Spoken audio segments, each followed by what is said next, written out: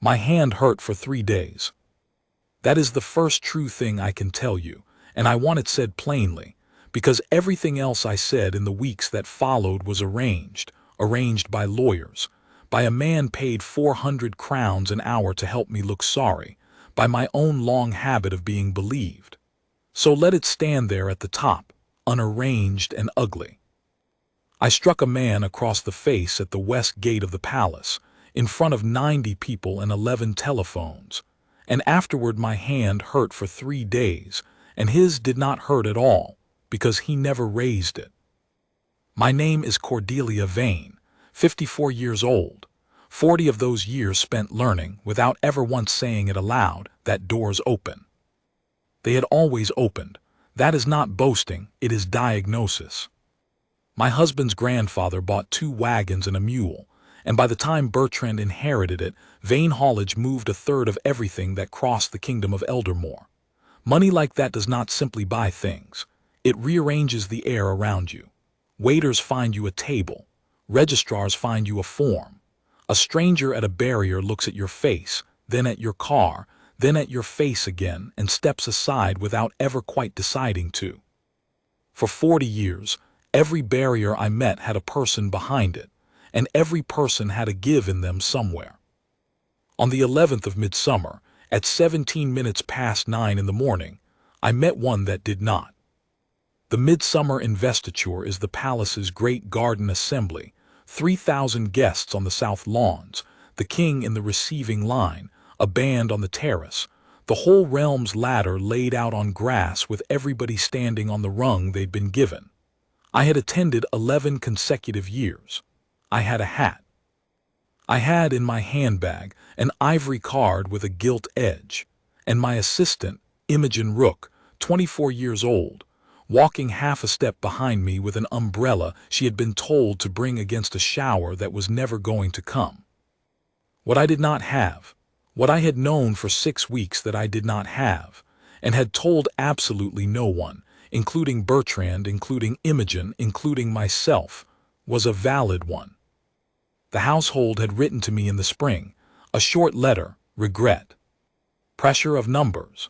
The controller finds himself unable this year to include Mr. and Mrs. Bertrand Vane among the guests at the Midsummer Investiture. I knew what pressure of numbers meant. I had known the instant I opened it, and I had folded that knowing into a very small square and put it somewhere behind my ribs where I did not have to look at it. And I had gone on saying, at 3 separate dinners, of course we're going, we always go. I bought a hat the color of clotted cream.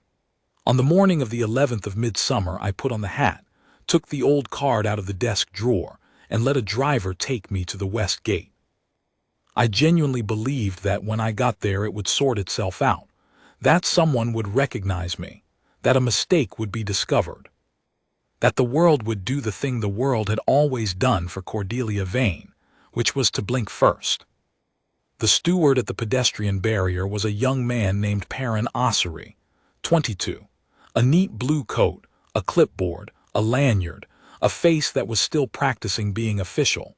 He took my card and read it, and something moved behind his eyes. "Madam, this card is for last year." "It is not." He turned it. He was polite about it, which enraged me instantly, because polite is what people are when they have already decided. "The date is printed on the reverse, madam, and I don't have you on the list for today. I'm sorry." "Then the list is wrong." "I can call the controller's office." "Yes," I said, "do that, do exactly that." He did. That is what I have never been able to say in my own defense, and have therefore stopped trying to say. He did exactly what I asked asterisk. He stepped 4 paces to the little booth and spoke into a telephone and came back with his face gone careful, and he said, "Madam, I'm very sorry. The office confirms you're not on today's list. There's a car park at the end of Almsgate where your driver can turn." Behind him the gate stood open. Not for me, for the flow of the invited, the ivory cards held up, the hats going through in 2s and 3s. A woman I had lunched with in the spring floating past on her husband's arm without seeing me, and beyond them the gravel of the forecourt, white as sugar, and the band already tuning somewhere out of sight. What happened in me was not sadness, and not at first shame. It was vertigo, the specific sickness of standing on ground you have always assumed was floor and feeling it tip. Every one of those 3,000 people would know by tea time that Cordelia Vane had been turned back at the barrier like a woman with a forged ticket. I could hear the phrasing of it. Struck off. Not asked. Turned away at the gate, my dear, in that ridiculous hat. And a person who has never been refused anything has never had to build the muscle you need in order to be refused. I had no muscle. What I had instead, thick and strong and always ready, 40 years in the building, was a muscle for making the other person give. I raised my voice. I cannot tell you the exact words. Imogen could, afterward, under oath, and she did. And I did not blame her then and do not blame her now. She said I told the steward he was a boy, that he was nobody, that he would be looking for work by Tuesday, that I would speak to people whose names he would not be permitted to say aloud. She said I told him I had given more to this palace's charities in 1 year than he would earn in his whole small life. She said I was shouting. Baron Ossory did not shout back. He had been trained not to. He said, "Madam, I'm going to ask you to step away from the barrier now." And then he did the thing that ended me, though neither of us understood that at the time. He turned his back and walked to the booth. He simply stopped participating. He removed himself from the argument the way you would remove a chair from a room. And I stood there in front of 90 strangers with my mouth still open and my whole apparatus of pressure, the volume, the names, the money, the certainty, hanging in the air with nothing to push against. So I went around the barrier. Not through it. Around. There is a gap at the end of the pedestrian rail where the stewards pass in and out, and I walked through it and onto the strip of clean gray stone that runs across the mouth of the west gate, and I made for the open gates and the white gravel beyond, at the pace of a woman who has decided that the way to end an argument is to win it with her feet. And a man came out of the shadow of the gatehouse and stood in my way. I had walked past that sentry box 11 summers running. I had photographed it. Bertrand had once bought a framed print of one of them. The red tunic, the tall black bearskin, the white gloves, the rifle at the shoulder, and hung it in the hall of our house at Fenmere, and guests admired it, and I do not believe I had ever once thought of the print as containing a person. He was very tall, and he arrived faster than a man that size should. 2 paces and a stamp, the boot coming down on the stone like a dropped brick, and then he was there.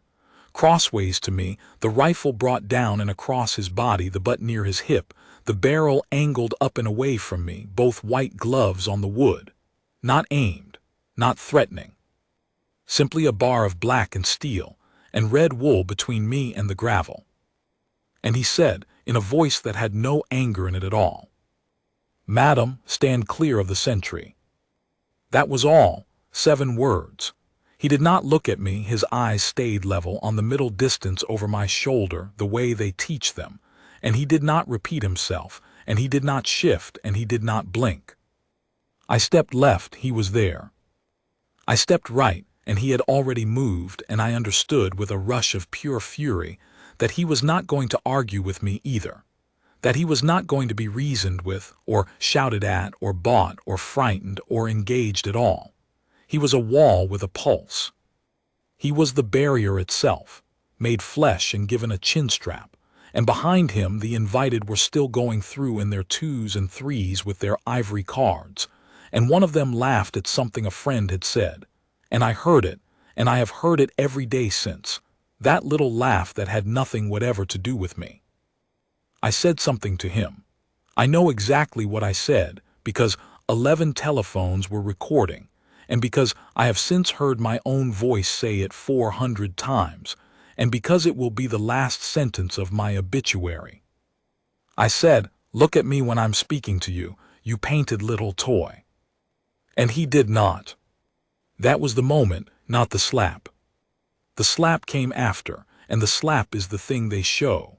And the slap is what the law called it, and what the papers called it, and what my daughter has never once said aloud. But I know exactly where the fault line was, and it was there, in the half-second when I gave that man every reason in the world to look at me and he declined. He was not ignoring me. I want to say that clearly because I told myself for weeks afterward that he had been insolent, that his stillness had been a taunt, that he had provoked me, and I paid a man a great deal of money to say that in a courtroom, and a judge listened to it and then set it aside like a plate he had finished with. He was not ignoring me. He was standing his post.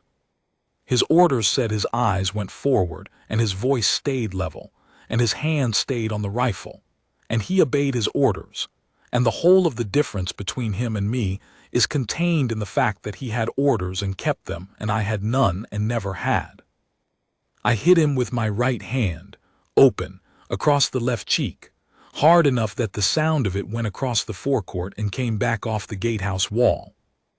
I was wearing a ring, a square emerald in a heavy cloth setting, which Bertrand gave me on our 20th, and which I had worn every day for 14 years without once considering what it was, which was a stone in a metal fist. Here is what happened next. Nothing. That is not a figure of speech. Nothing happened. His head did not turn. The bearskin did not so much as tilt. The white gloves did not leave the rifle. There was no flinch, no gasp, no widening of the eyes, no stagger, no breath drawn, nothing that a body does when it is struck, and I have struck nothing before or since that gave me less. It was like slapping the side of a ship. He stood there with a red wheal already coming up along his cheekbone, and a thin white line under it where the claw of my ring had dragged, and he looked at the middle distance over my shoulder, and his boots did not move, and I stood in front of him with my hand ringing like a bell and the whole of my life ringing behind it. And I understood, instantly, completely, in the first quarter of the first second, before a single other thing in the world had begun to happen to me. I understood that I had made an error I could not undo. People say she must have regretted it later. There was no later, there was no interval. The regret arrived in the same motion as the blow. They were the same event. The way lightning and its own light are the same event. And if you want to know what it feels like to destroy yourself, I can tell you that it does not feel like anything at all for about 2/5 of a second, and then it feels like the floor of the world going out from under your feet. Because he had not reacted. Do you see? If he had shouted, I would have had a fight. If he had shoved me, I would have had a grievance, and my lawyers would have had a case, and the papers would have had 2 people in the wrong instead of 1. If he had so much as stepped back, I would have had something to point at. He gave me nothing. He absorbed it the way stone absorbs rain, and in doing so he left the whole of the act standing there alone in the sunlight with my name on it and nobody else's, and there was no version of the next 10 seconds or the next 10 years in which it belonged to anyone but me. The second sentry stamped.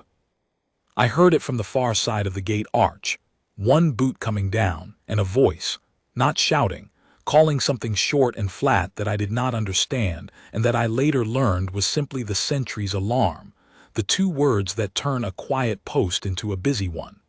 And the world, which had been holding perfectly still for me, began to move very fast. A man in a dark uniform came out of the gatehouse at a run. Somebody behind me said, "Oh, oh no," in a small horrified voice, and I have always believed that it was Imogen. 11 is the number the court accepted as having recorded the actual blow, but by the time I turned around there were dozens more coming up out of pockets, a rustling forest of black glass and white knuckles, and every one of them pointed at me. Not at him. The camera does not point at the man who does nothing. It points at the woman with her hands still in the air. And Lance Sergeant Halvard Thorne, of the King's Foot Guards, who had at that moment been standing sentry at the west gate of the palace for 1 hour and 51 minutes, and had a red mark across his face, and would carry a thin pale scar under his left cheekbone for the rest of his life, shouldered his rifle, took 2 paces back to the line of his beat, halted, faced front, and stood. He stood there while they took hold of me. He was still standing there. I looked back. They had my arms and I twisted and looked back. When they walked me through the small black door in the side of the gatehouse, and out of the sunlight and out of the world I had lived in for 54 years. And the last thing I saw was the red of his tunic in the gap between two shoulders, absolutely still, and beyond him the white gravel of the forecourt, going through the gate in 2s and 3s without me. The gatehouse room had a bench, a table, a barred window the size of a book, and a smell of floor polish and old rain. The constable of the palace police who had run out of the gatehouse was perhaps 30, and he was not rough with me and he was not gentle with me. He was procedural. He asked my name and I gave it, and I watched his face to see what it would do, and it did not do anything, and that was the second refusal of the morning. "Mrs. Vane, I'm detaining you on suspicion of an assault upon a sentry at his post, contrary to Section 12 of the Crown Precincts Act. You do not have to say anything, but it may harm your defense if you fail to mention something you later rely on in court. Do you understand? This is absurd. Do you understand the caution, madam?" He blocked me. He physically blocked me. He put a rifle across my body. "Do you understand the caution, madam?" I sat down on the bench. I want to record what I did next, because I have made myself look at it many times. I did not ask about the man I had hit. I did not ask whether he was injured. I did not ask his name. It did not occur to me to ask his name for 11 more days, and when I finally did, it was not because I wanted to know who he was. It was because my counsel said we would need it for the papers. What I did was take out my telephone and call my husband, and when Bertrand answered, I said, "Something ridiculous has happened. Get Havelock, and get whoever Havelock says." Then I sat in that little room and felt the first flicker of what I now know was the real thing coming, and I put it down firmly, the way you put down a cat that has jumped onto the table. Because I was Cordelia Vane, and there had never in my life been a room I could not eventually be let out of. I was let out of that one at 2:15, on bail, with a court date, through a side door on Almsgate where a driver was waiting and 40 photographers were not. By then the video had been up for 4 hours, and it had been watched, on the largest platform alone, 1,600,000 times, and the number was doubling every 90 minutes, and it was still doubling when I stopped looking at 8 o'clock that evening, at which point it stood at 9 million, and my hand still hurt, and I had not yet spoken his name, and I did not yet know that the kingdom of Eldermore already had. Fenmere is a long white house with a gravel sweep and 40 acres of park, and when the car came up the drive that afternoon, there were 3 men on the verge with cameras, and Bertrand was standing on the steps with his hands in his pockets, which is what my husband does when he is frightened. He is not a cruel man. The honest answer is that Bertrand Vane is a smoother. It is how he has run a haulage empire for 30 years. A difficulty arrives and he does not confront it. He reduces it. He finds the number that makes it go away and pays it and goes to bed. 40 years of marriage and every difficulty I ever created he reduced. The gallery in Ashbourne that asked us not to come back. The woman at the airfield. The head gardener who left in the middle of a July. I never asked how, and the not asking was my part of the arrangement, and I kept my part perfectly. He said, "Havelock's coming at 6. Cordelia, is it as bad as?" "They're exaggerating it." "I've seen it." "You've seen a clip is not."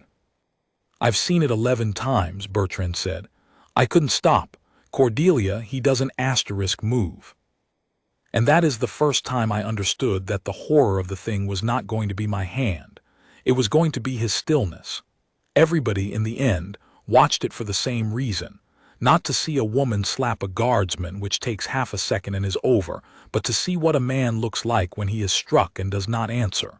The video is 19 seconds long. 2 of them are me. 17 of them are him, standing there with a mark coming up on his face, doing absolutely nothing. And it is the 17 seconds that broke the realm's heart, and it was the 17 seconds that broke me. Havelock came at 6. Ambrose Havelock had been Bertrand's solicitor for 20 years and had never in that time had to do anything more strenuous than reduce a number. And he sat in our drawing room with his good gray suit and his good gray voice, and told us what Section 12 of the Crown Precincts Act said, that a person who assaults a sentry of the household on duty within a Crown precinct commits an offense, triable in the Crown Court, carrying a maximum of 2 years' imprisonment. 2 years, said Bertrand. Maximum. For a first offense, no injury, genuine remorse, a guilty plea, one would expect a fine. Perhaps a community order. It is manageable. And if we fight it, I said. The two of them looked at me. He blocked my path with a rifle in front of witnesses. I was frightened. A woman of 54 alone. You were not alone, Mrs. Vane. Your assistant was 4 feet behind you. I was frightened, I said again, with the particular firmness I had used for 40 years, the firmness that makes a thing true by refusing it any alternative, and I watched it hit Ambrose Havelock and slide off him and land on the carpet. He had spent 2 decades making my inconveniences vanish, and I could see him working out, right there in the lamplight with a glass of my husband's whiskey in his hand, that this one was not going to vanish, and that he did not want to be standing next to it when it didn't. He recommended a barrister, a woman called Ussold Marne, silk, formidable, the best defensive advocate in Eldermore. He said it in a tone that was already faintly a goodbye. That night I did the thing I had promised myself I would not do, which was to look. I lay in the dark with the telephone and I typed nothing at all into it because I did not have to. It was simply there. It was the first thing, the only thing, the thing on every surface of the world, and it had a name now. Lance Sergeant Halvard Thorne. They had found it by the end of the first hour. The regiment had confirmed it by the end of the third. A short statement, no adjectives, the kind of writing that comes out of an institution that has decided to say the truth once and then say nothing further. The soldier struck at the west gate this morning as Lance Sergeant H. Thorne, King's Foot Guards. He remained at his post and completed his duty. He required no medical treatment. The regiment has no further comment and asks that his family be left in peace. He remained at his post and completed his duty. He had finished the shift. That was the detail that went round the realm like a match through dry grass.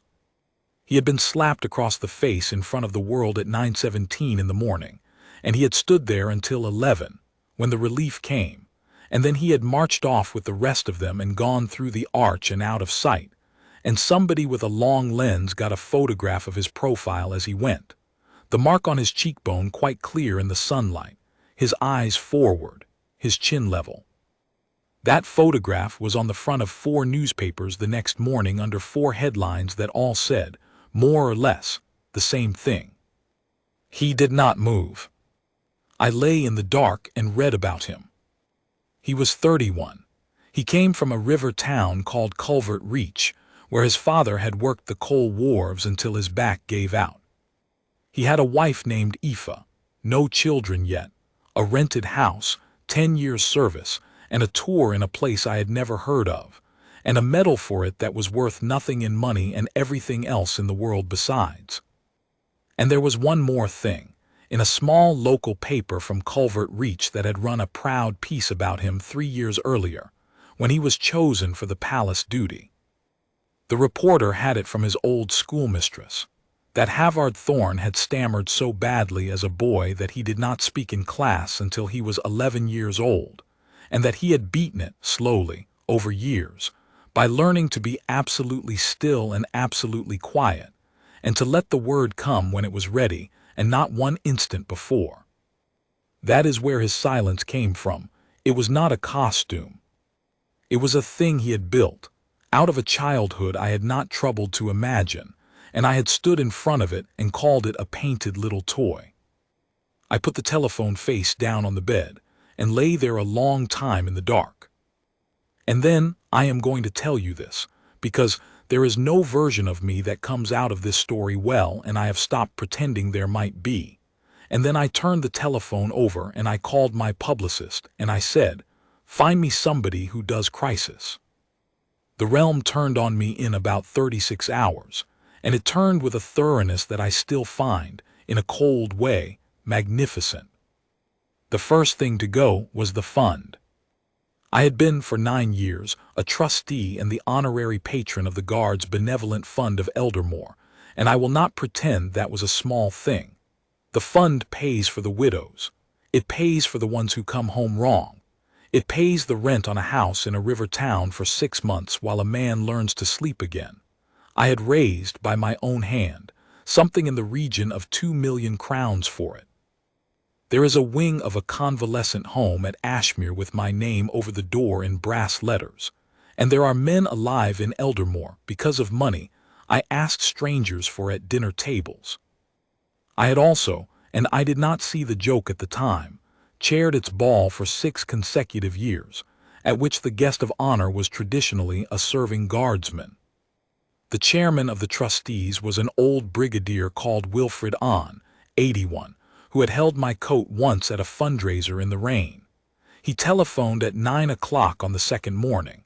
He did not raise his voice, and he did not moralize, and it took him under 4 minutes. "Cordelia, the board met at 7. Wilfrid, I asked them to let me be the one to call you. I've known you 9 years. You've done a great deal of good, and I am not going to sit here and pretend otherwise. But you struck one of ours." "It was." "You struck one of ours," he said, "at his post, and he stood there and took it because his orders said he must.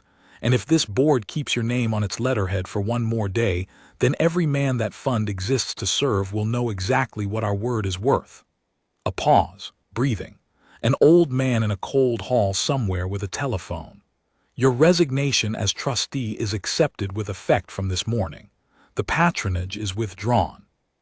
The brass at Ashmere comes down this week, and the wing will be renamed for a sergeant of the 5th who died at Velhaven, which is a thing we ought to have done years ago and were too grateful to you to do."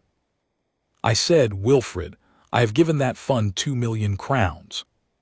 And Brigadier Wilfrid On said, quite kindly, which was the worst of it, "Yes, and this week you took something out of it that 2,000,000 crowns cannot put back." He rang off. The Ashbourne Club wrote the same afternoon. 2 lines.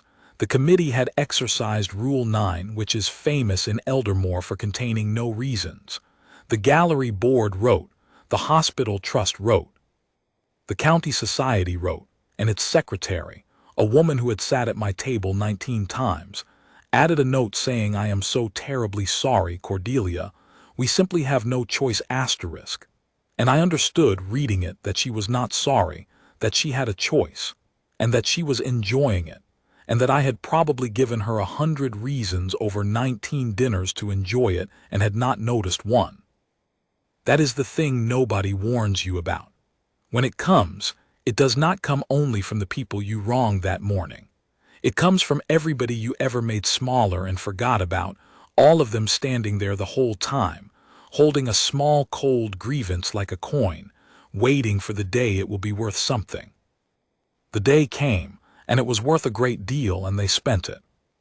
Imogen Rook came to Fenmere on the 4th day to give notice. She had worked for me for 2 years and 3 months. She had a degree in archival history, a bad flat in the north of the city, and a mother with a bad chest, and she had taken the job because it paid, and she had been very good at it, and I had never once in those 2 years asked her a single question about her own life that was not related to my schedule. She stood in the hall with her coat still on. She had rehearsed it. I could see the shape of the rehearsal in her jaw. "Mrs. Vane, I'm resigning today. I'll waive the notice period, and I don't want the pay in lieu." "Sit down, Imogen."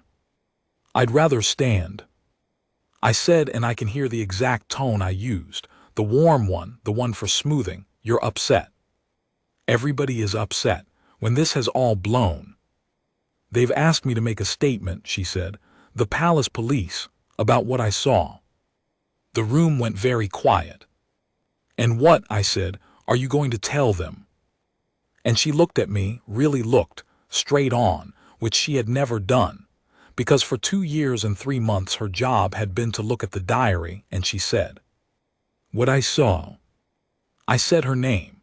I said it in the voice I had used over 4 decades on head gardeners and gallery boards and head mistresses and my own daughter, and it did not work, and she stood there in her coat in my hall and let it not work, and I felt the same vertigo I had felt on the stone at the west gate, the tipping floor, the give that wasn't there.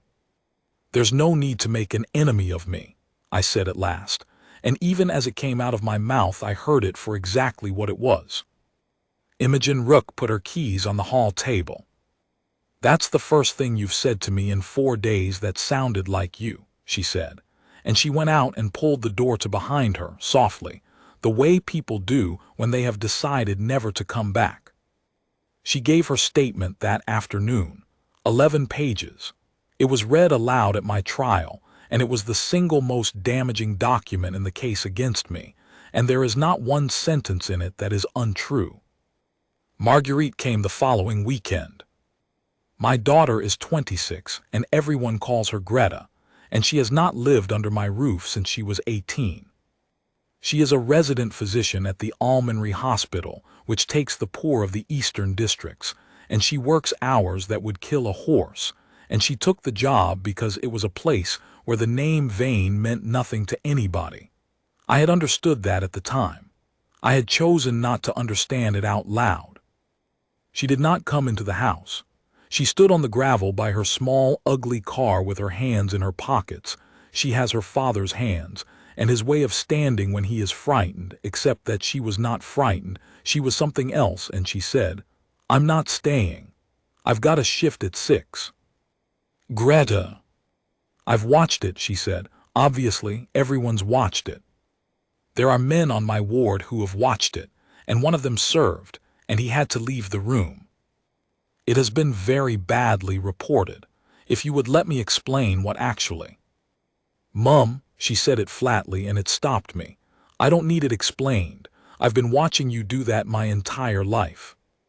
The gravel, the birds, the 3 men on the verge with their long lenses, 400 yards off and the light going.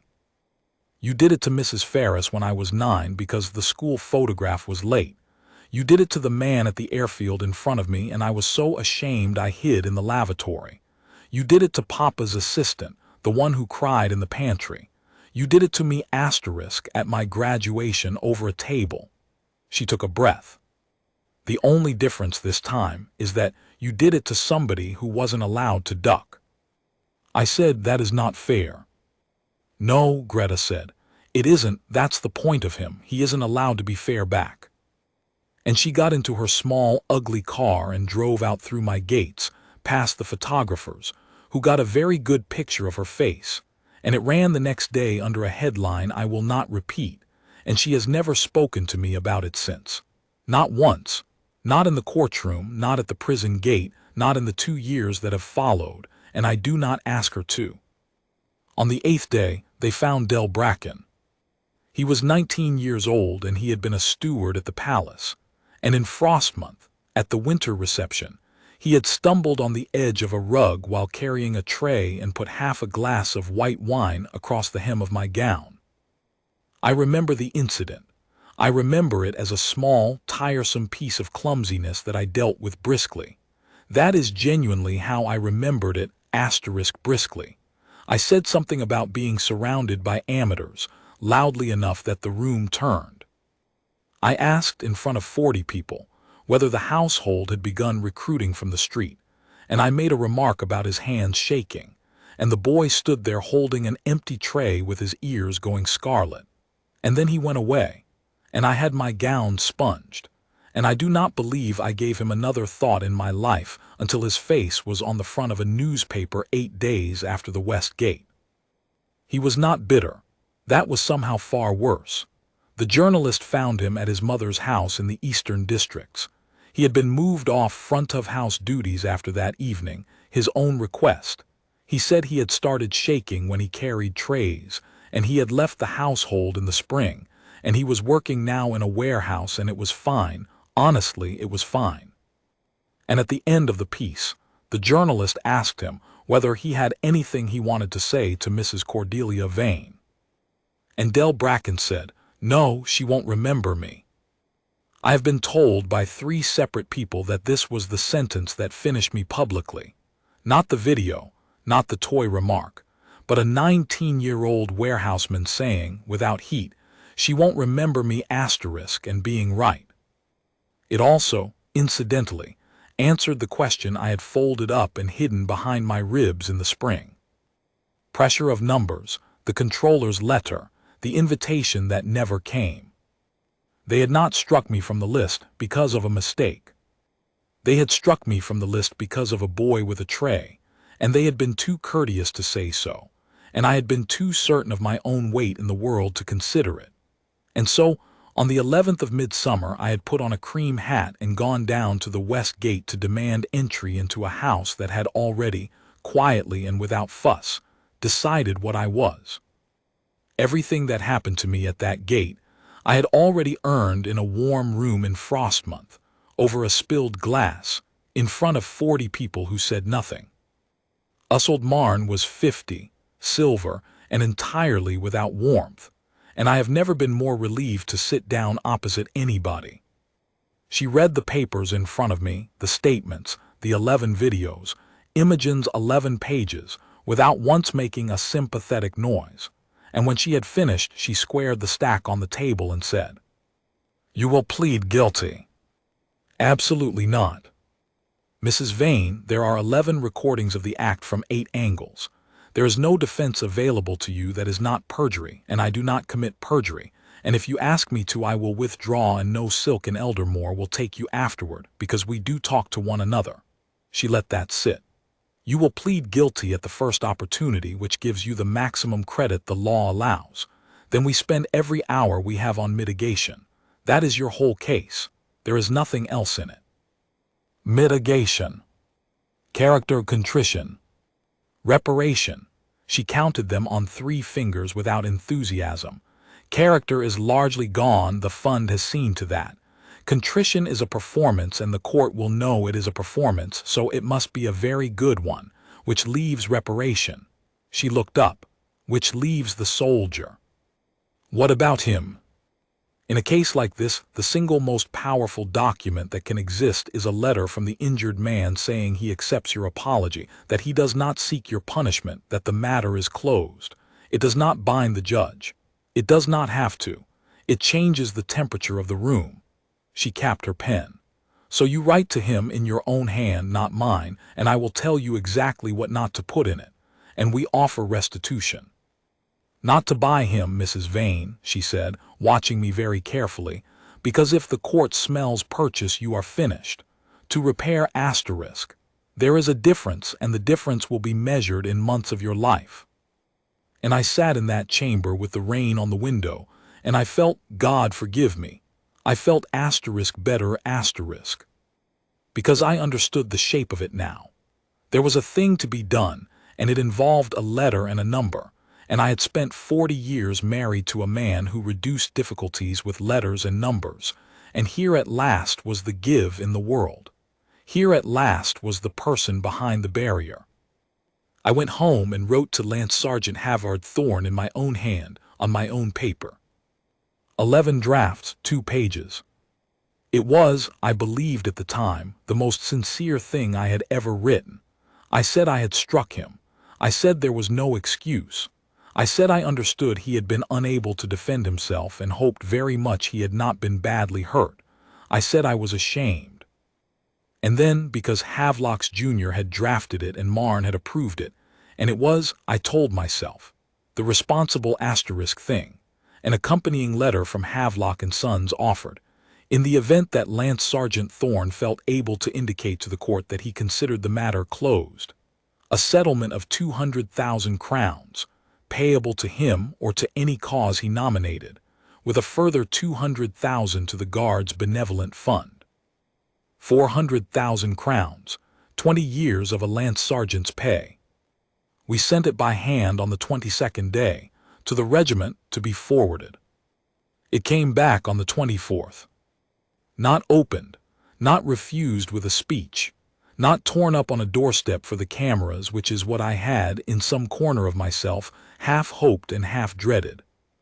It came back in a fresh envelope, with a single sheet clipped to the front of it, on the regiment's paper, signed by a Captain Aubrey Fenn, and there were 4 sentences on it, and I have them by heart. Madam, Lance Sergeant Thorne has read your letter and has asked me to return the enclosures unopened. He makes no complaint against you and does not seek your punishment, nor will he ask for your leniency.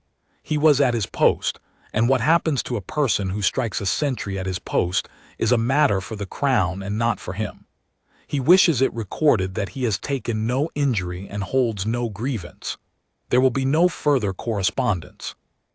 I read it standing up in the hall at Fenmere with the rain going down the window, and I read it 4 times, and on the 4th time I understood what had been done to me. He had not forgiven me. He had not fought me. He had done the one thing I had no answer to whatsoever, which was to remove himself entirely from the transaction. He would not be my enemy. There was nothing to be got from that.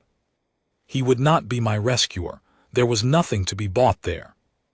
He had simply stepped out of the argument the way that boy Ossory had stepped away from the barrier, and he had left me standing there with my mouth open and my 40 years of pressure hanging in the air with nothing to push against, and he had left me alone in the sunlight with the whole of the act, exactly as he had at the gate, and this time there was no gate and no ring and no hand, only a lawyer's table and 11 videos and a date in the Crown Court at Amberley, and a woman who had finally, at 54, met a wall with a pulse and could not find the give in it because there wasn't one. Ussold Marne read the letter in silence. Then she said, "Well, that's the case gone." And she began, without any particular hurry, to put her papers back into her bag. Osric Lyle arrived at Fenmere in a car that cost more than my daughter earns in 3 years, and he was 40 and beautiful, and he shook my hand with both of his and said, "Mrs. Vane, before we begin, I am not here to make you likable. That ship has gone down with all hands." I liked him immediately. That, I now think, is the most damning sentence in this account. "What are you here to do?" "Make you small asterisk," he said, and sat down without being asked. "At present you are enormous. You are the biggest thing in Eldermore and everybody is standing on you. My job is to reduce your size until people can walk past you without noticing. Nobody hates a small woman.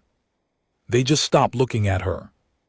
He had a plan, and the plan had 4 legs. Silence. No statements, no friends briefing on my behalf, no photographs of me looking hunted at a farm shop.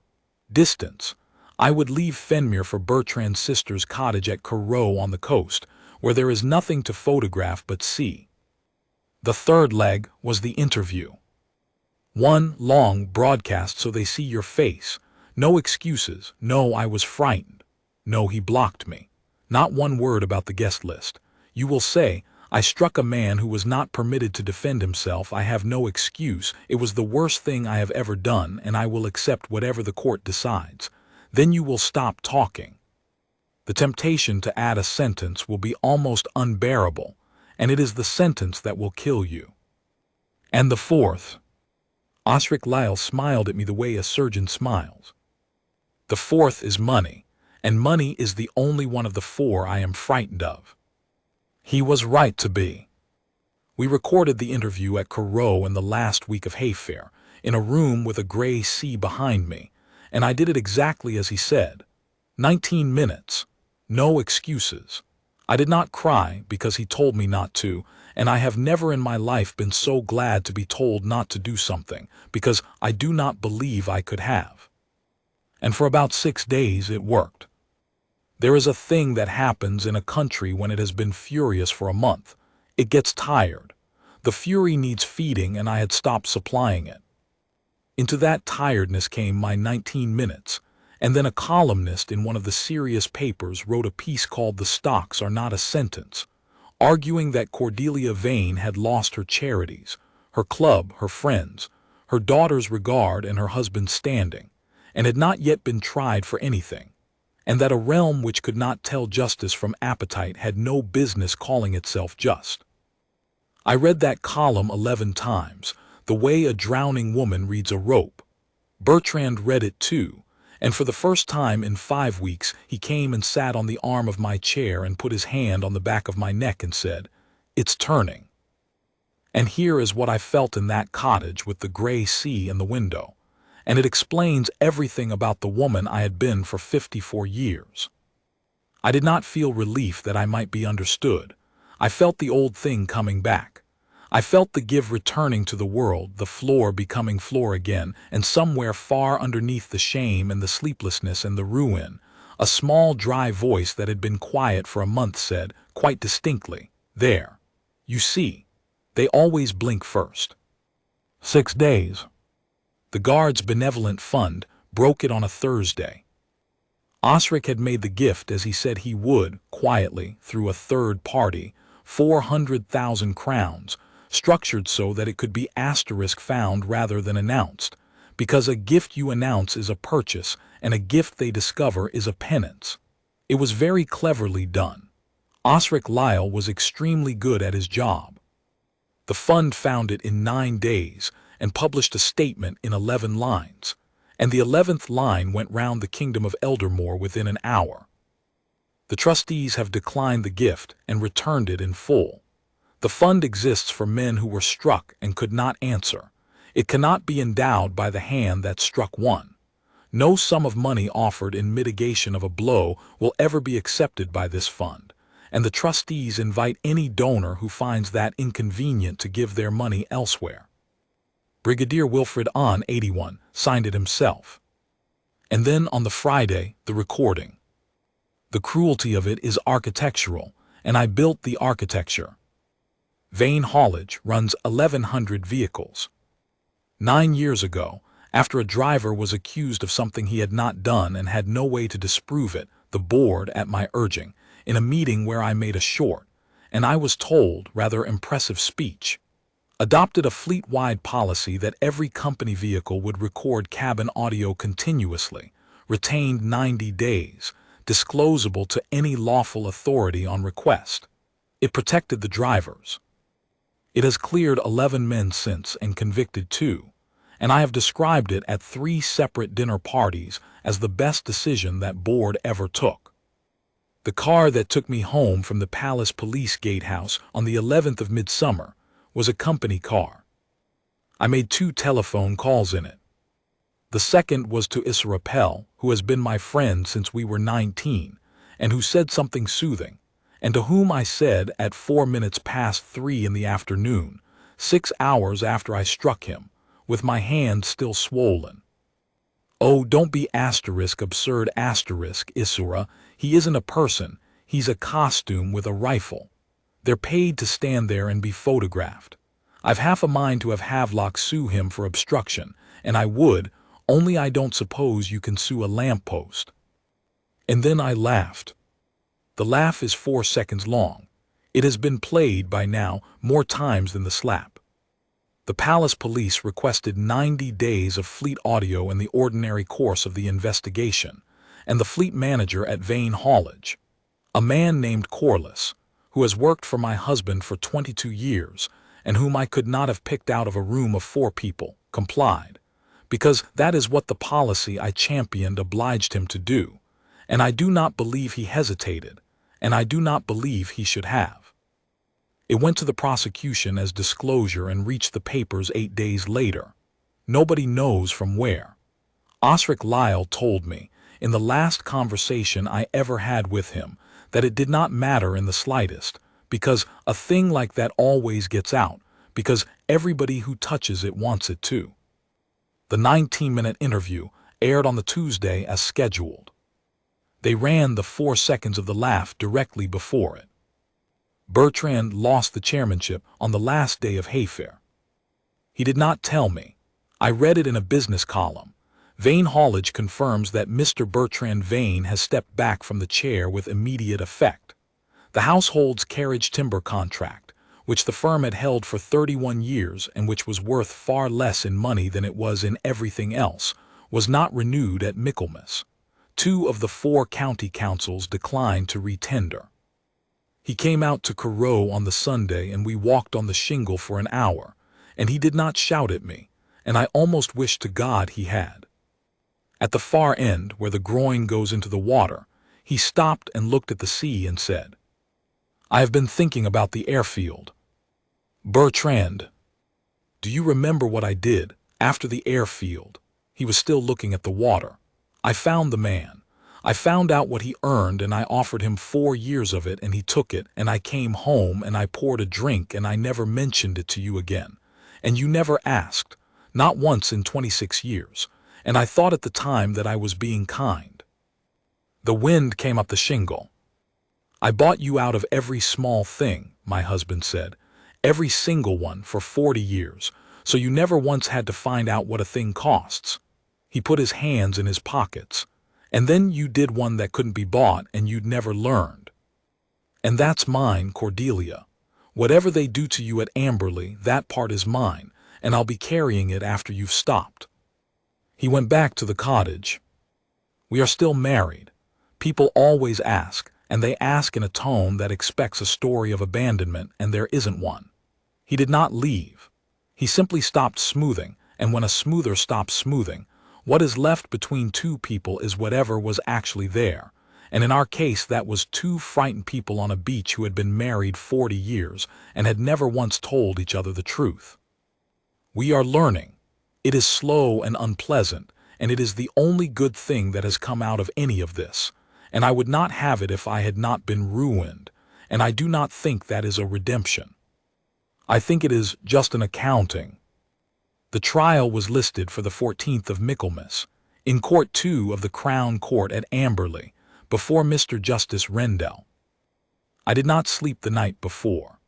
At 6, I got up and stood at the window and watched the light come up over the beaches, and I thought about a man in a river town called Culvert Reach, who had not been able to say a word in a classroom until he was 11 years old, and who had made himself into stillness so completely that a woman in a cream hat had looked straight at him and seen furniture. At 8 o'clock a car came, and Bertrand got in beside me and took my hand and did not let go of it, and we drove to Amberley through 4 miles of standing crowds. They were not shouting, that is what I remember. Somebody had told me to expect shouting, and there was almost none. They stood along the road in the rain in their coats, thousands of them, and they simply watched the car go past, and here and there at the front in 1s and 2s, quite old and quite upright and absolutely silent, were men wearing medals. Court 2 at Amberley is a small room. That surprises everybody.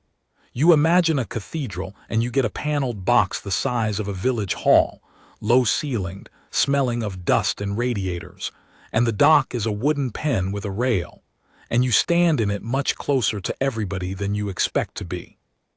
I could see the back of Halvard Thorne's wig, and the prosecutor, Mr. Ivor Calloway, a heavy patient man who had not once looked at me, and Imogen Rook in the 3rd row of the public seats with her coat folded on her knees.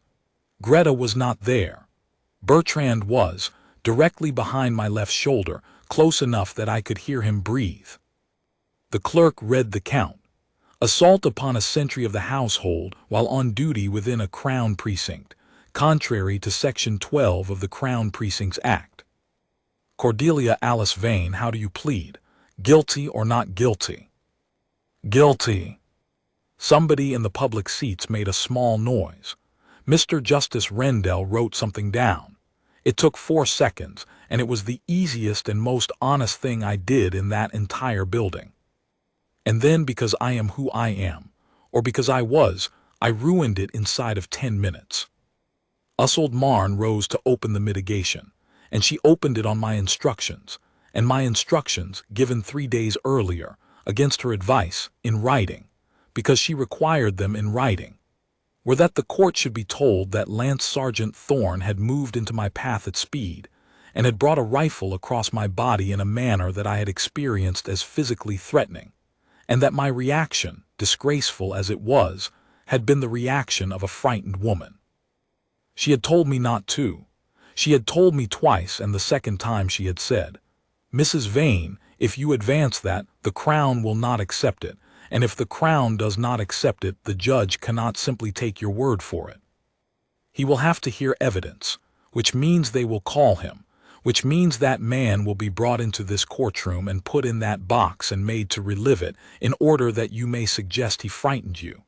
She had let a silence go by. Think very hard about how that will look, not to me, to the 12 million people who have watched him not move. And I had said, and I hear my own voice saying it in that chamber in that reasonable, warm, 40-year-old voice, I am entitled to put my case. Ivor Calloway got up before Marne had finished her third sentence. My lord, the Crown does not accept that basis of plea, not in any part. Mr. Justice Rendell looked at me for a long moment over his spectacles. He was 60-something and tired-looking, and had heard everything there was to hear. Then I shall have to hear evidence, he said. Mr. Calloway, is your witness available? He is in the building, my lord. He has been here since 8. Very well, we will take the videos first. They played all 11. I had watched the 19-second clip perhaps 200 times by then, always alone, always at night. I had never seen the others. There is one taken from behind me, on which you can hear the whole of it, the boy Ossory being told he would be looking for work by Tuesday. The hard, sharp madam stand clear of the sentry.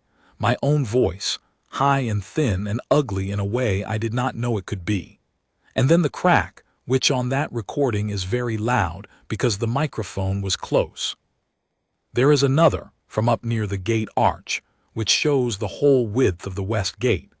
On that one you see him for 4 full seconds before I reach him, and you see the thing nobody had ever pointed out to me, and that I have not stopped seeing since. When I came around the barrier and started for the gravel, he did not brace. He did not square up, or set his feet, or lift his chin. He simply stepped into the gap between me and the forecourt, as neatly as a man closing a door, and stood there, and his shoulders never came up at all, and his weight stayed easy, and the only thing in the whole frame that was tense was me. I watched myself hit him on 8 screens in a small paneled room with my husband breathing behind my left shoulder, and there is nothing more that needs to be told about that. Perrin Ossory gave evidence for 11 minutes. He was frightened of the room and very careful, and he did not once exaggerate, and when Marne suggested that I had seemed distressed, he thought about it honestly and said, "She seemed angry, ma'am. I've seen distressed. It wasn't that." Imogen Rook gave evidence for 40 minutes and did not look at me once. At the end, Marne, who had to, and who did it as gently as it can be done, put to her that she was a former employee with a grievance, and Imogen said, "I resigned, ma'am," and Marne said she had a grievance nonetheless, and Imogen Rook said, "I don't have a grievance. She never treated me badly. She just never once noticed I was there." She looked down at her folded coat. "It's the same thing she did to him. It only became a crime because he was in uniform." Marne sat down, and then Ivor Calloway stood and said, quite quietly, "My lord, the Crown calls Lance Sergeant Halvard Thorne. The doors at the back of Court 2 are heavy, and they do not swing. Somebody opens them and holds them. He came in service dress, dark blue, not the red. A peaked cap held under his left arm, his boots making that particular flat, unhurried noise on the boards that soldiers' boots make, 3 paces at a time, and everyone in that room turned to watch him, and he did not look at a single one of us. He was not what I had built. For 5 months I had been living with a figure I had constructed out of 11 videos and 4 newspapers and my own guilt, and the figure was enormous, and the figure was a monument. And the man who walked across Court 2 at Amberley on the 14th of Michaelmas was 6'2" and about 11½ stone, and had a slightly crooked nose and a hard, ordinary, tired face, and there was a white seam across the knuckle of his right thumb where he had cut it on something years ago, and a faint pale line, about 1.5 inches long, under his left cheekbone, which had not been there on the 10th of Midsummer, and which will be there when they bury him. He took the oath. His voice was low and even, and he said the words carefully, the way a man does who has learned to take his time with words and never entirely stopped. Calloway took him through it in 8 minutes. Name, rank, 10 years service. Duty at the West Gate on the 11th of Midsummer, mounted at 7:26, relief at 1100. Lance Sergeant, I want to ask you about the post book. Sir? For the benefit of the court, what is it? Every sentry post has one, sir. Anything that happens on your beat, you write it in. Time, what it was, what you did. You write it at the end of your duty before you're dismissed. Exhibit 14, my lord. Calloway held it up. A plain, hard-backed book, the size of a ledger. Lance Sergeant, would you read the court your entry for the 11th of Midsummer? And he did, and he read it flatly, exactly as it was written, without the smallest inflection anywhere. 9:17. Female civilian crossed the sentry line at the West Gate north side, challenged, did not withdraw. 9:18. Struck by same, one blow, open hand, left side of face, no injury, post held, relief 1100, H. Thorne, L/SGT. He closed the book. Post held. 2 words.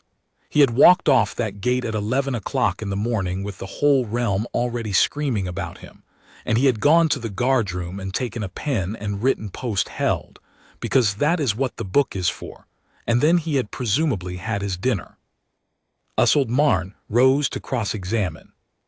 It cost her nothing to do it. She is a professional and it was her duty and she did it properly. The person it cost was me, and she had told me so. Lance Sergeant Thorne. When Mrs. Vane came past the barrier, you moved into her path. I did, ma'am. Quickly. Yes, ma'am. You brought your rifle across your body. I came to the port, ma'am. That's the position we take when a person crosses the sentry line. With the weapon between you and her. With the weapon in both hands and the muzzle up and away from her, ma'am. It is the position that makes it impossible for me to strike anybody and impossible for anybody to take it off me. That is what it's for. You would accept, would you not, that a woman of 54, alone at a gate, faced with a very large soldier stepping suddenly into her path with a rifle, might reasonably feel frightened? He thought about it. He genuinely thought about it, for perhaps 3 seconds, and everybody in that room watched him think. She might, ma'am, he said, but she didn't. That is not for you to say. No, ma'am, but you asked me. He paused, and then he said with no edge in it whatever, a frightened person backs away, ma'am. She came forward twice. You could have stepped aside. No, ma'am. You could have stepped aside, Lance Sergeant. The gravel beyond you was full of guests. There was no danger. Nothing whatever would have been lost if you had simply let a foolish, angry woman walk 5 yards onto a lawn. And Halvard Thorne said, the post would have been lost, ma'am. Marne waited. She was very good.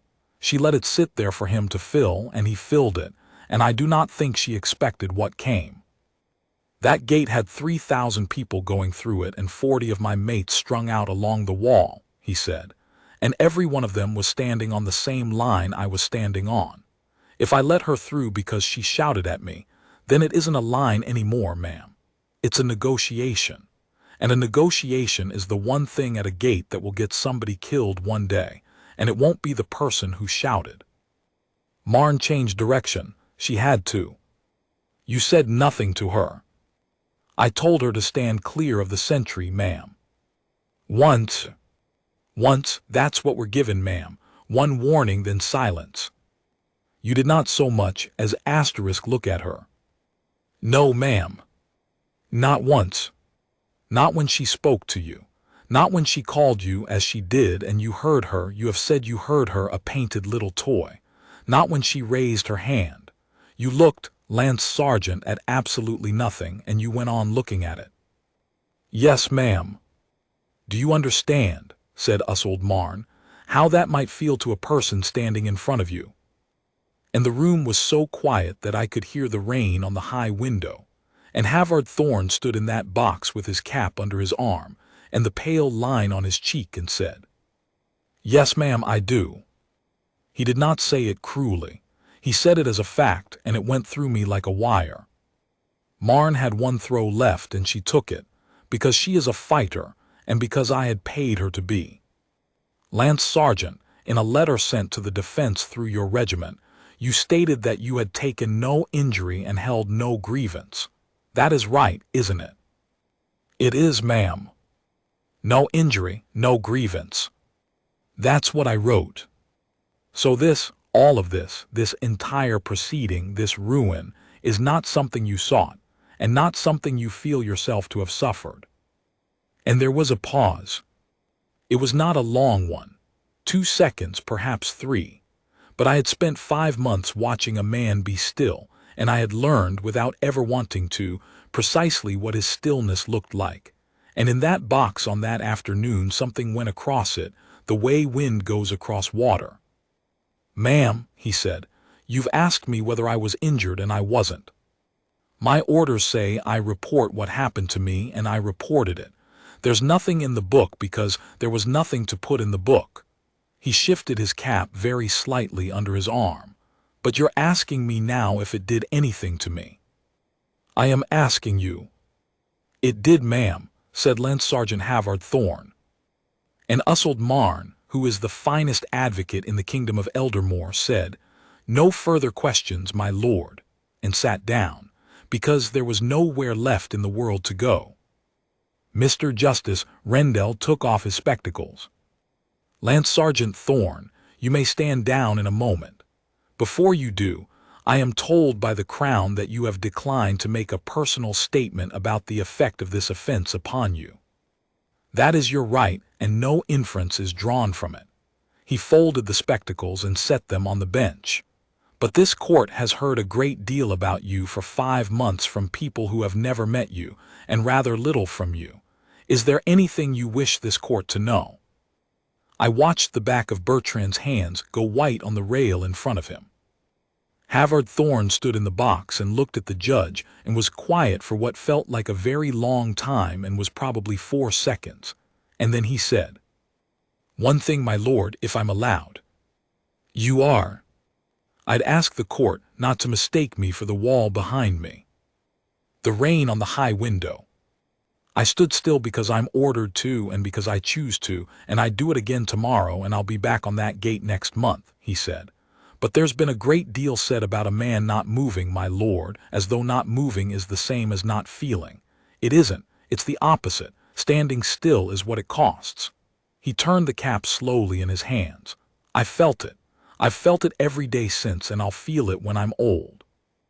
And she can be punished or she can be let off, my lord, and that's the court's business and none of mine, and I'll not say a word about it either way." He stopped. He was very careful with the last of it, and I understood, watching him hunt for the word and wait for it and let it come when it was ready, exactly where the waiting had come from, and how long it had taken a boy in a river town to learn it. "I'd only rather it was understood," he said, "that the man she hit was a man. I do not remember standing up."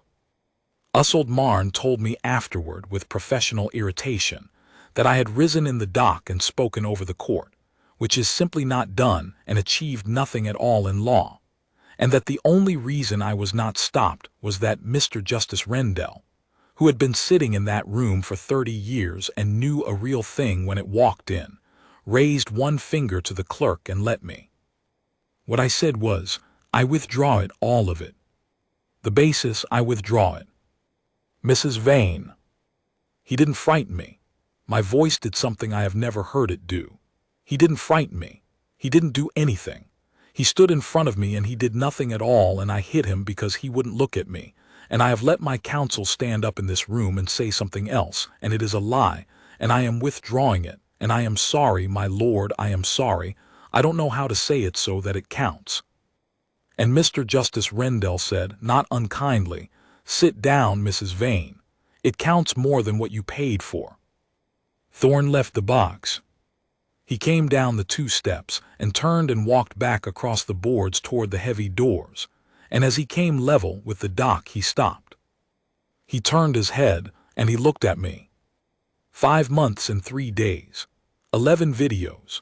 A ruined name, a shut club, a returned 400,000 crowns, a daughter's silence, a husband on a shingle beach, and a boy with a tray who would not remember me. And in all of it, from the first second to that one, Lance Sergeant Halvard Thorne had never once laid eyes on my face. He did it then, for about 2 seconds, and there was no hatred in it, and no forgiveness in it either, and it was not a look that had anything in it for me at all. It was the plain, level, unhurried look of a man taking in a person he has heard a great deal about and finding her smaller than the noise. Then he put his cap on at the door and went out, and the door was held for him, and it shut. Look at me when I'm speaking to you. He looked. That was the sentence. Everything the Crown Court at Amberley did to me afterward was administration. Mr. Justice Rendell sentenced me the following morning. I will not reproduce his remarks in full. They were widely printed and are, I understand, still taught. He said that Section 12 exists precisely because the sentry cannot answer, and that a law protecting a man who is forbidden to protect himself is not pageantry, but one of the load-bearing walls of an ordered realm. He said the aggravating features were the public setting, the recording, the contempt expressed before and after the blow. He did not name the 4 seconds from the car, and did not have to, and above all my attempt, maintained until the final hour, to characterize as menace a man's lawful discharge of his duty. He said the mitigating features were a guilty plea, no previous convictions, a life of substantial charitable service which he was not prepared to pretend had been worthless merely because it had ended badly, and at the very end, and for what it is worth, an apology which this court accepts as genuine, offered in the one moment when it could not possibly have been of any tactical advantage to her. Then he told me to stand. Cordelia Alice Vane, on this count the sentence of the court is that you go to prison for 14 weeks. I heard Bertrand say my name. I have considered whether to suspend it, and I have decided that I will not. You are not a danger to the public, and I do not imagine that prison will teach you anything that the last 5 months have not already taught you better. But there is a man who will stand on that gate again next month, and there are 400 like him standing on gates and doors and stairs across this realm this morning, forbidden to lift a hand in their own defense, and they are entitled to know what this court thinks a blow to their face is worth. He put his spectacles back on. It is worth more than a fine. Take her down. I served 7 weeks of the 14. I'm not going to make literature out of them. It was a women's prison at Loxie. It was clean and loud, and there was never silence anywhere at any hour, and the noise is what I remember. And the fact that for the first time in my life nobody in the building had the slightest interest in what I thought about anything.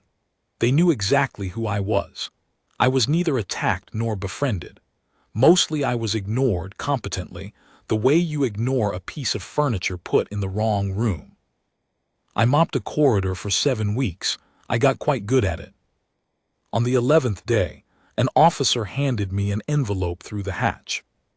It was from the office of the Lord Chamberlain of the Household, 4 lines long, and it informed me that by warrant dated the 16th of Michaelmas my name had been entered upon the standing exclusion of the Crown precincts, that I was, from that date and for the remainder of my life, forbidden to enter any palace, any royal park under household jurisdiction, any Crown precinct or any function of the Royal House of Harrogate, at any time, upon any invitation, for any reason.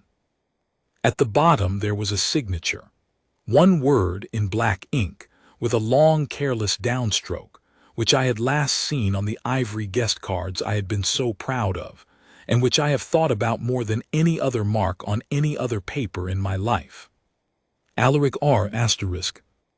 I sat on the edge of a prison bed with that letter and I laughed, not the 4-second laugh, a different one, because it was so exactly, so perfectly right, and because it had taken a king and a warrant and the whole apparatus of a realm to formally tell Cordelia Vane the thing that a 19-year-old boy with a clipboard had told her for nothing at a barrier on the 11th of Midsummer, and which she had not been able to hear. You are not on the list. The regiment did one other thing, and I read about it in the prison newspaper 3 weeks before I was released. Princess Adela is Colonel-in-Chief of the King's Foot Guards.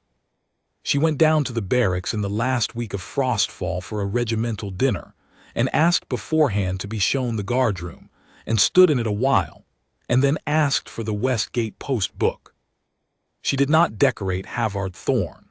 The regiment made a point of explaining why not, and the explanation is the most soldierly thing I have ever read. We do not give medals to men for being struck.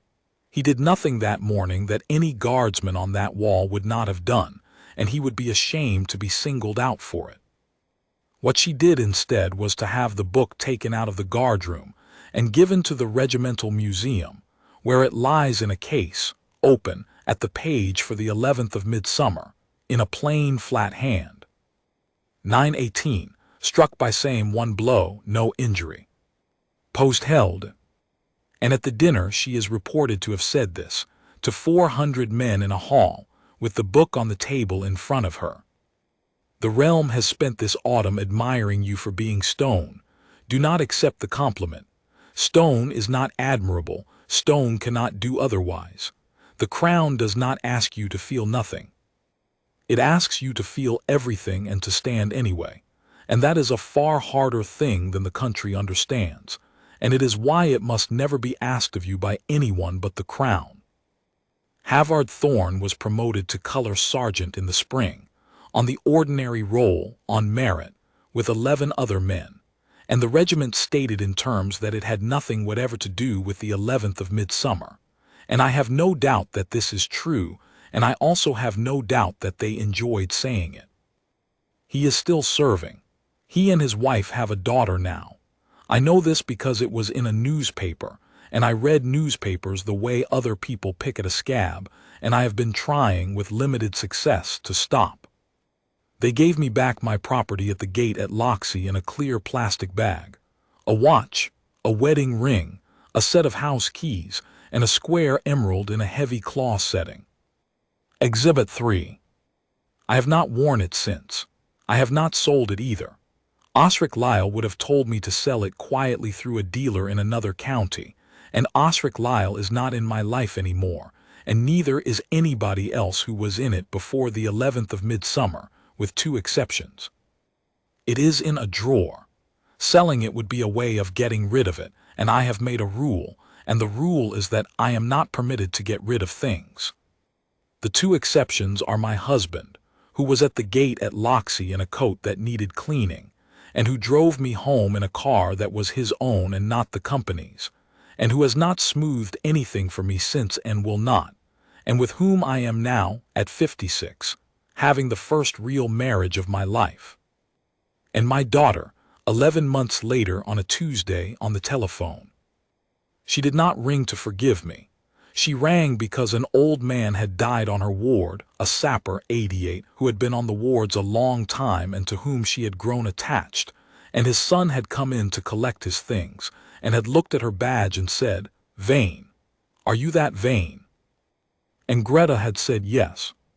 Didn't say anything else, she told me down the line in her flat, tired voice at the end of a 14-hour shift. He just nodded and put Dad's watch in his pocket and shook my hand and went, "That's all." It took 4 seconds and I've been thinking about it for a week. A long silence and the noise of a hospital behind her. I'm not ready. I want to be clear that I'm not ready and I don't know when I will be. I didn't want you to hear it from anyone else that I'd said yes. "Thank you," I said. "Don't ring me," she said, and rang off. And I sat with the telephone in my hand for a while and did not ring her. And that is where we are, and it is more than I have earned, and I am not going to reach for the rest of it. Imogen Rook is at the National Archive at Wren's Bridge in the manuscripts department, which is what she wanted before she ever heard of me. I did not help her. I could not have helped her. My name on a reference would have finished her. She got it herself on her own record, and I found out about it the way I find out everything now, from a newspaper, and I sat down when I read it, and I was glad, and I have no right to be glad, and I was anyway. 3 evenings a week I work in the kitchen of a night shelter in the eastern districts, 6 streets from where Del Bracken's mother lives. I asked at 4 places before one took me. The first 3 said no, 2 politely, 1 not, and I went home each time and came back out the following week, because it turns out that the muscle you need in order to be refused can be built at 55, and that it is built the way any muscle is built, which is by being loaded until it hurts. The shelter took me on condition that I never speak to the press about it, never appear in a photograph, and that if any resident objects to my presence on any evening I go home at once without argument. I have gone home 4 times. I did not argue. I wash dishes and peel things and mop, and the man who runs the kitchen calls me Cordelia and has never once mentioned the 11th of Midsummer, and I do not believe this is kindness. I believe he simply has more urgent things to do. Nobody there has forgiven me. It is not a place where forgiveness is on the menu, and I have stopped asking for it, and I have discovered that a life becomes considerably simpler when you take that item off the list of things you are trying to obtain. On the 11th of Midsummer, 1 year on, I went to Almsgate. The standing exclusion is very precise. It covers the precincts, the palace, the parks, the forecourt, the gravel. It does not cover the public street, because the King of Eldermore cannot exclude a subject from the pavement, and I had read the warrant many times and I knew exactly where the line was, and I stood 11 feet on the right side of it, in a plain coat, on the far side of the road, with my back against the railings of a chemist's shop. They were going through the gate. The hats, the ivory cards, the 2s and 3s, the band tuning somewhere out of sight, the white gravel like sugar. A woman I had lunched with in another life went past on her husband's arm and did not see me, and I found that I did not mind, and that the not minding was quite new. At 11 o'clock the guard changed. They came down under the arch, 3 of them and a sergeant, and the boots came down on the stone, and the old sentry went off and the new one took the box, and they went through the whole of it, the halt, the turn, the stamp, the shoulder, with that terrible unhurried exactness that I had watched 11 summers running and had never once seen. And I stood across the road and I looked for him. I could not tell. Of course I could not tell. That is the entire point, and it took me 55 years and a prison cell and a man reading 2 words out of a ledger in a small paneled room to arrive at it. Under the bearskin, at that distance, in that light, they are all exactly the same man, and not one of them is. There was one at the near end of the beat, and he was tall, and he might have been him, and he was not. I know now that Halvard Thorne was not on the king's guard that day, because he was on leave, because his daughter was 2 weeks old, but I did not know it then, and I stood on the pavement of Almsgate for 40 minutes looking at a soldier I could not identify, and I made myself do the thing I had never in my life done for anybody. I made myself think, there is a man in there. He has a town he came from. He has a father whose back gave out. He has a thing he had to beat, and a thing he is afraid of, and a person he telephones at the end of a duty, and a name that belongs to him and not to the uniform, and he is standing in the sun in 11 pounds of wool and fur, not moving, because he was ordered to and because he chose to. And if I walked across this road and screamed into his face, he would look at nothing at all and let me, and it would cost him, and he would stand. I could not tell which one he was. I never could. Not on the 11th of Midsummer, not for the 11 summers before it, not once in my whole comfortable, cushioned, door-opening life. And that, in the end, is the whole of my offense, and the slap was only the shape it finally took. My hand does not hurt any more. That was the smallest thing I broke,